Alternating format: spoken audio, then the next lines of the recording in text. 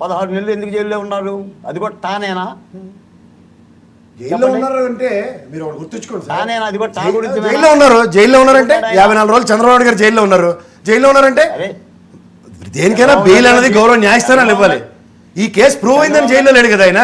అభియోగాలు మోపబడ్డాయని జైల్లో ఉన్నారు. ఏమండి సిబిఐ కేసులు పెట్టిందా లేదా ఆయన మీద? పెట్టిందండి. మీరు చెప్పిన 1,00,000 కోట్లు ఇవి కాదు కదా. సరే ఎన్ని కోట్లు అయితే తాడు బొంగరం లేని కేసులు అని చెప్పలే. డిశ్చార్జ్ పిటిషన్ల మీద మారుతున్నా. డిశ్చార్జ్ పిటిషన్ల మీద అంటే డిశ్చార్జ్ చేయండి నన్ను, ఈ కేసుకి నాకు సంబంధం లేదని జగన్మోహన్ రెడ్డి గారు వేసిన పిటిషన్ కి గౌరవ న్యాయస్థానం కదా డిశ్చార్జ్ చెయ్యము. దీనికి ఈ కేసుకి సంబంధం చెప్పానండి. అవే లేకుండా కేసు గారు టాగుణితో నాది రాగుణితో అంటే ఏమని అర్థం ఉంది? వర్మ గారు మాట్లాడండి.